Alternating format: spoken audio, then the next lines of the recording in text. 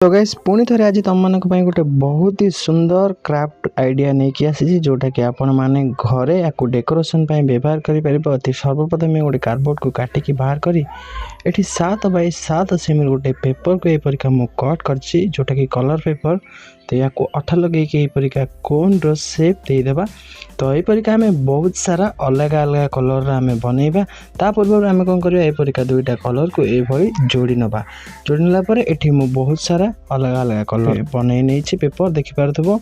तो या आम कौन करबा अठा लगे जोड़ीबा। तो आउ बाकी स्टेप आपण माने मते देखिकी बनई नियंतु जोटा कि बहुत ही सहज। आउ हमर ए वीडियो को गोटे लाइक ता सहित चैनल को सब्सक्राइब करबा को जमा भूलिबनी काहेकि आगो को एमती नुआ वीडियो जेबे अपलोड करी ताकू सर्वप्रथमे देखिबा पाई।